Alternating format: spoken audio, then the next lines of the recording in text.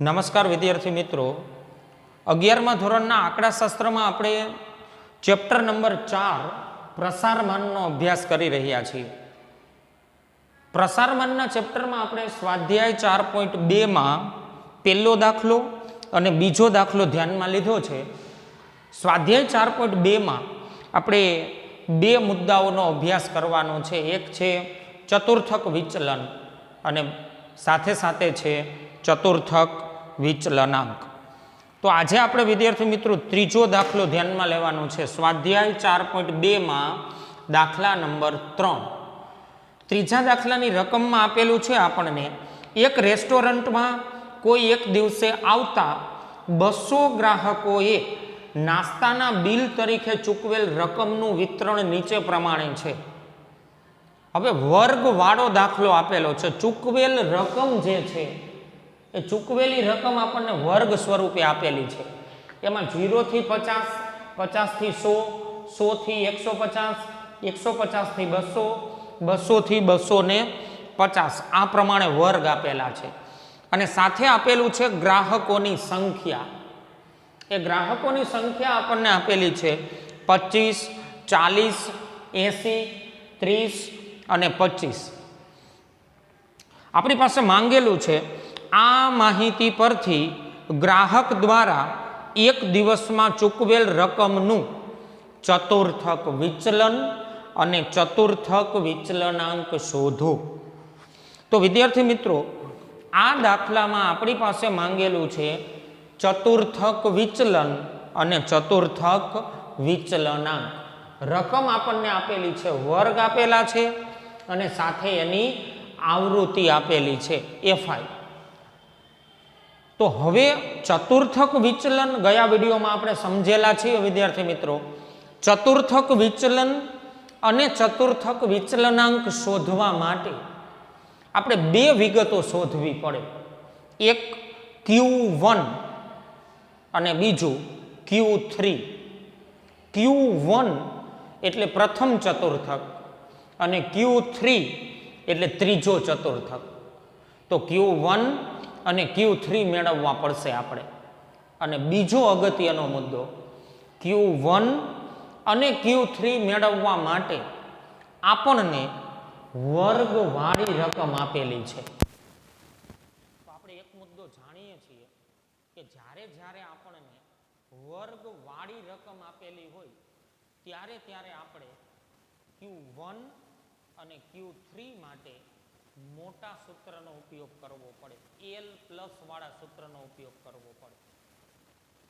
તો મોટા સૂત્રની મદદથી આપણે સૌથી પહેલા પ્રથમ ચતુર્થક અને ત્રીજો ચતુર્થક શોધી લેશું. Q1 અને Q3 આપણે પહેલા મેળવી લેશું.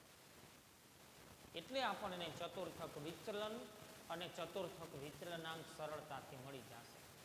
તો દાખલો ગણવા માટે આપણું સૌથી પહેલું કામ આવૃત્તિનો સરવાળો. આવૃત્તિનો સરવાળો કરીએ એટલે આપણને n મળે છે. રકમમાં ઉપરે આપેલું છે 200 ગ્રાહકો અને સરવાળો કરીએ તો પણ n બરાબર કેટલા મળશે? આપણને 200 મળશે. n બરાબર 200. હવે આપણે નવું એક કોલમ તૈયાર કરવાનું છે જેને કહેવામાં આવે છે સંચય આવૃત્તિ. મતલબ કે CFI આપણે તૈયાર કરશું, સંચય આવૃત્તિ. તો સૌથી પહેલા 25 ના 25 એમને મૂકી દેશું. 25 પ્લસ 40 એટલે 65. 65 પ્લસ 80, 65 પ્લસ 80 એટલે 145. 145 પ્લસ 30 એટલે 175. 175 પ્લસ 25 એટલે 200. તો આ થયું CFI, સંચય આવૃત્તિ. તો વિદ્યાર્થી મિત્રો, Q1 અને Q3 મેળવવા માટે આપણે જરૂરી ગણતરીમાં આટલા મુદ્દાઓ કોષ્ટક સ્વરૂપે તૈયાર કરવા પડે. વર્ગ આપેલા છે, આવૃત્તિ આપેલી છે, CFI સંચય આવૃત્તિ એક આપણે તૈયાર કરેલી છે. નવું કોલમ સંચય આવૃત્તિ CFI. હવે આપણે એક પછી એક બે મુદ્દાઓ મેળવતા જાય. Q1 અને Q3. સૌથી પહેલા Q1 મેળવીએ. Q1 એટલે પ્રથમ ચતુર્થક. Q1 મતલબ કે પ્રથમ ચતુર્થક. તો સૌથી પહેલા મોટા સૂત્ર મૂકવા છે. તો સૌથી પહેલા આપણે Q1 માટેનો વર્ગ તૈયાર કરવો પડશે. Q1 માટેનો વર્ગ. તો Q1 માટેનો વર્ગ બરાબર n/4 મું અવલોકન. Q1 માટેનો વર્ગ બરાબર n/4 મું અવલોકન. n એટલે 200. 200 ભાગ્યા 4 મું અવલોકન. એટલે આન્સર મળે આપણને 50 મું અવલોકન. આન્સર શું મળશે આપણને? 200 ભાગ્યા 4 એટલે 50 મું અવલોકન. તો વિદ્યાર્થી મિત્રો, આ 50 મું અવલોકન જે જવાબ મળે છે આપણને, એને CFI માં આપણે જોશું. 50 નો સમાવેશ 65 માં થાય છે. તો આપણો વર્ગ કયો નક્કી થશે? 50 થી 100 વાળો વર્ગ પસંદ થશે. તો Q1 માટેનો વર્ગ નક્કી થયો 50 થી 100. હવે વર્ગ નક્કી થઈ જાય પછી એક મુદ્દો ખાસ ચેક કરવાનો છે આપણે કે કન્ટિન્યુ વર્ગ તો આપેલા છે ને, મતલબ કે નિવારક વર્ગ જ આપેલા છે ને. જો અનિવારક વર્ગ આપેલા હોય તો 0.5 માઇનસ 1 નો ગેપ રહેતો હોય તો 0.5 માઇનસ અને 0.5 પ્લસ કરવા પડે. પણ અહીંયા એવા કોઈ પ્રશ્ન છે નહીં, કારણ કે 50 વર્ગ પૂરો થાય છે અને 50 થી શરૂ થાય છે. 100 પૂરો થાય અને 100 થી શરૂ થાય. 150, 150, 200 અને 200. તો વર્ગની વચ્ચે કોઈ ગેપ રહેતો નથી. ગેપ નથી રહેતો તો 0.5 માઇનસ 0.5 પ્લસ કરવાની જરૂર છે. જે વર્ગ પસંદ થાય છે એ બરાબર જ છે 50 થી 100. તો વર્ગ પસંદ થઈ ગયા પછી હવે આપણે Q1 નું સૂત્ર મૂકી દઈએ. Q1 બરાબર L plus n/4 minus CFI છેદમાં FI ગુણ્યા C. L plus n/4 minus CFI છેદમાં FI ગુણ્યા C. તો L એટલે વર્ગની લોઅર લિમિટ 50 પ્લસ n/4 એટલે 50 માઇનસ CFI એટલે આપણા વર્ગના ઉપરના વર્ગની સંચય આવૃત્તિ. તો CFI એટલે 25 ના છેદમાં FI એટલે આપણા વર્ગની આવૃત્તિ 40. FI એટલે 40 એને ગુણ્યા C એટલે આપણા વર્ગની વર્ગ લંબાઈ. 50 થી 100 ની વર્ગ લંબાઈ કેટલી થશે? 50. તો હવે તો માત્ર સાદું રૂપ આપી દઈએ. 50 પ્લસ 50 માઇનસ 25 એટલે કે 25 ના છેદમાં 40 ગુણ્યા 50. તો 50 પ્લસ 25 ગુણ્યા 50 ભાગ્યા 40 એટલે 31.25.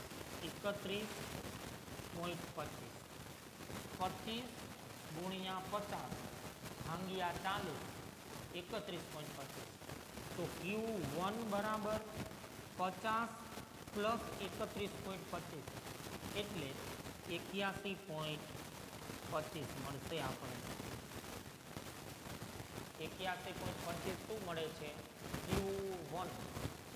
ચાલો વિદ્યાર્થી મિત્રો, Q1 આપણને મળી ગયું. હવે Q3 મેળવવાનો છે આ જ રીતે. તો Q3 એટલે કે ત્રીજો ચતુર્થક. ત્રીજો ચતુર્થક. તો સૌથી પહેલા Q3 માટેનો વર્ગ બરાબર સૂત્ર બનાવીએ 3 કૌંસમાં n/4 નું અવલોકન. ત્રીજા ચતુર્થકનો વર્ગ બરાબર n/4 તો બરાબર છે, પણ ત્રીજો ચતુર્થક છે તો આગળ 3 વડે ગુણાકાર કરવો.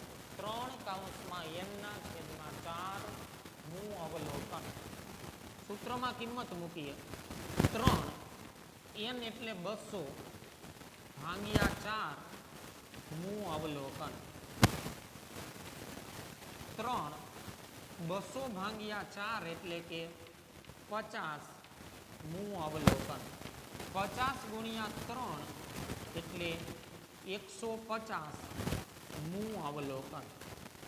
તો Q3 માટેનો વર્ગ 150 જે આન્સર મળે છે એને સંચય આવૃત્તિમાં જોશું આપણે. 150 નો સમાવેશ 175 માં થાય છે. તો વર્ગ કયો પસંદ કરશું આપણે? 150 થી 200 વાળો વર્ગ પસંદ થશે. 150 થી 200. Q3 માટેનો વર્ગ પસંદ થઈ જાય એટલે Q3 નું મોટું સૂત્ર મૂકી દેશું આપણે. Q3 બરાબર L plus 3 × n/4 minus CFI છેદમાં FI ગુણ્યા C. તો L એટલે lower limit 150 plus 3 × n/4. 3 × n/4 એટલે કે 150 માઇનસ CFI. CFI એટલે આપણા વર્ગના ઉપરના વર્ગની સંચય આવૃત્તિ 145. CFI એટલે 145 ના છેદમાં FI. FI એટલે આપણા વર્ગની આવૃત્તિ એટલે 30 એને ગુણ્યા C. C એટલે આપણા વર્ગની વર્ગ લંબાઈ 150 થી 200 ની વર્ગ લંબાઈ 50. તો 150 પ્લસ 150 માઇનસ 145 એટલે કે 5 ના છેદમાં 30 ગુણ્યા 50. તો 150 પ્લસ 5 ગુણ્યા 50 એટલે 250 ભાગ્યા 30. 250 ભાગ્યા 30 એટલે 8.33. 8.33.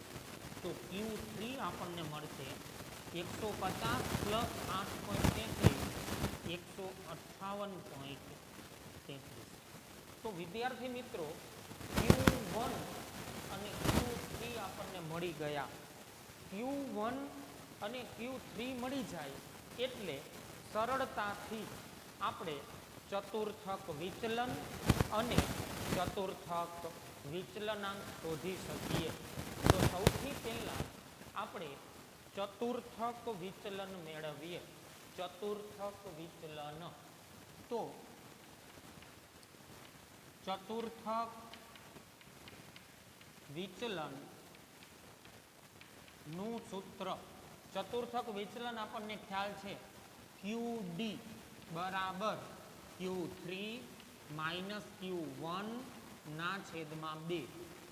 તો Q3 આપણને મળે છે 158.33 માઇનસ Q1 આપણને મળે છે 81.25 ના છેદમાં 2. તો 158.33 માઇનસ 81.25 એટલે મળે છે આપણને 77.08 ના છેદમાં 2. તો QD બરાબર 77.08 ભાગ્યા 2 38.54. 38.54 આ મળે છે આપણને આપણો પહેલો આન્સર ચતુર્થક વિચલન. અને હવે શોધી લઈએ ચતુર્થક વિચલનાંક. એટલે ચતુર્થક વિચલનાંક બરાબર Q3 માઇનસ Q1 ના છેદમાં Q3 પ્લસ Q1. સૂત્રમાં કિંમત મૂકી દઈએ. Q3 158.33 માઇનસ Q1 81.25 ના છેદમાં 158.33 પ્લસ 81.25. તો અંશમાં બાદબાકી 77.08 ના છેદમાં 158.33 પ્લસ 81.25 એટલે 239.58. 239.58. તો 77.08 ભાગ્યા 239.58 એટલે આન્સર મળશે આપણને 0.32. 0.32. તો આ થયો આપણો બીજો આન્સર ચતુર્થક વિચલનાંક.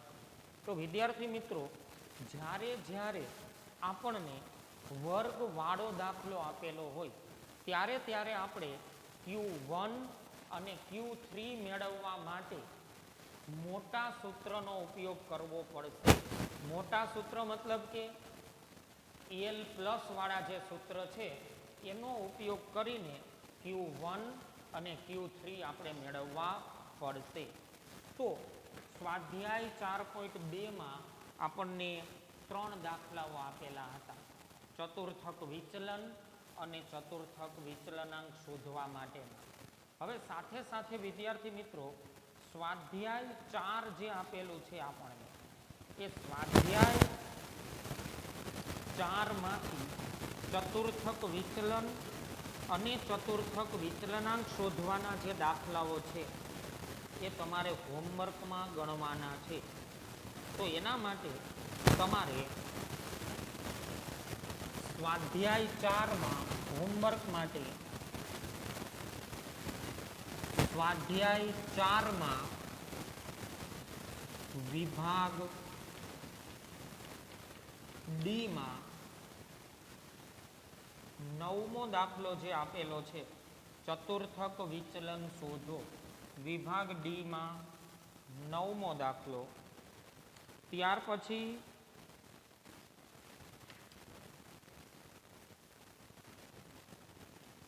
વિભાગ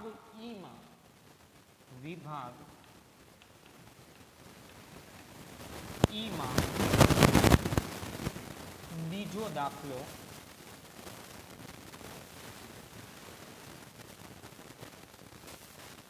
ચોથો દાખલો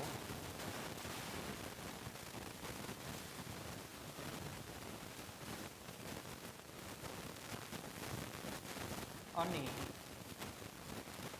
વિભાગ F જે આપેલો છે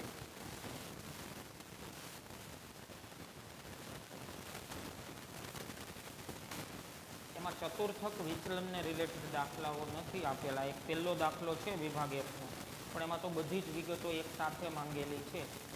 તો વિદ્યાર્થી મિત્રો, તમારે હોમવર્કમાં આ જે 3 દાખલા છે, વિભાગ ડી નો 9મો દાખલો, વિભાગ ઈ નો બીજો અને ચોથો દાખલો જે છે એ તમારે ધ્યાનમાં લેવાનો છે.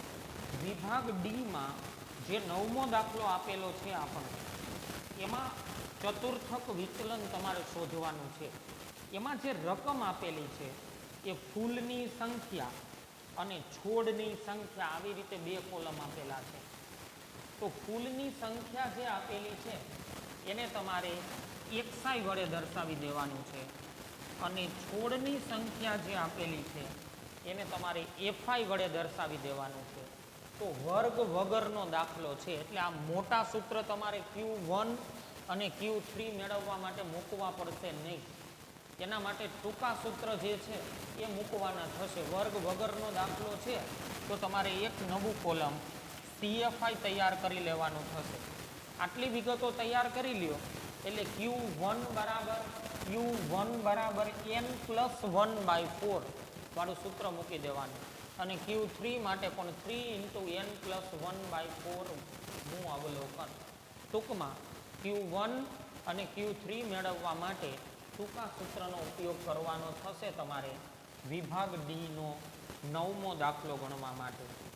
વિભાગ ઈ માં બીજો દાખલો, એમાં વર્ગ આપેલા છે. ચતુર્થક વિચલન શોધવા માટે 0 થી 5, 5 થી 15, 15 થી 30, 30 થી 40, 40 થી 60, 60 થી 100. તો વર્ગવાળો દાખલો છે. વર્ગવાળો વિભાગ ઈ નો બીજો દાખલો વર્ગવાળો છે. તો અત્યારે જે પદ્ધતિ પ્રમાણે આપણે દાખલો ગણેલો છે એ જ પદ્ધતિ પ્રમાણે તમારે એક દાખલો ગણવાનો છે. વિભાગ ઈ નો બીજો દાખલો અને વિભાગ ઈ નો ચોથો દાખલો. પણ વિદ્યાર્થી મિત્રો, વિભાગ ઈ માં ચોથો દાખલો વર્ગવાળો જ દાખલો આપેલો છે. આ જ પદ્ધતિ પ્રમાણે તમારે એ ચોથો દાખલો ગણવાનો છે. પણ Q1 માટેનો જે વર્ગ પસંદ થાય એ વર્ગમાં તમારે લોઅર લિમિટમાંથી 0.5 માઇનસ અને અપર લિમિટમાં 0.5 પ્લસ કરવા પડશે. Q1 માટે પણ એવું જ કરવું પડશે અને Q3 ના વર્ગ માટે પણ એવું જ કરવું પડશે. કારણ કે ચોથા દાખલામાં જે વર્ગ આપેલા છે એ આપણને 0 થી 9, પછી 10 થી 19, પછી 20 થી 29, 30 થી 39, 40 થી 49 અને 50 કે તેથી વધુ આ પ્રમાણે વર્ગ આપેલા છે. તો આને અનિવારક વર્ગ કહેવાય. અનિવારક વર્ગ આપેલા હોય તો આપણે 0.5 માઇનસ અને 0.5 પ્લસ કરતા હોઈએ છીએ. લોઅર લિમિટમાંથી માઇનસ અને અપર લિમિટમાં પ્લસ કરીએ છીએ. તો આ પ્રમાણે તમારે સ્વાધ્યાય 4ના વિભાગ ડી અને વિભાગ ઈ ના જે દાખલાઓ મેં તમને કીધા એ તમારે હોમવર્કમાં તૈયાર કરી લેવાના છે. એટલે અહીંયા ચોથા ચેપ્ટરમાં ચતુર્થક વિચલન અને ચતુર્થક વિચલનાંક શોધવાનો મુદ્દો પૂરો થયો. હવે આ ચેપ્ટરમાં હજુ પણ બીજા નવા મુદ્દાઓ આપેલા છે આપણને, કે આવતા વિડીયો લેક્ચરમાં ક્રમિક આપણે જોતા જાશું, એનો અભ્યાસ કરતા જાશું. અત્યારે આ દાખલો પણ વ્યવસ્થિત સમજીને તમારી ફેરબુકમાં નોંધી લેવાનો છે અને આ હોમવર્કના દાખલાઓ પણ તમારી ફેરબુકમાં ગણી લેવાના છે. આવતા વિડીયો લેક્ચરમાં નવા મુદ્દાઓની સાથે ફરીથી મળશે.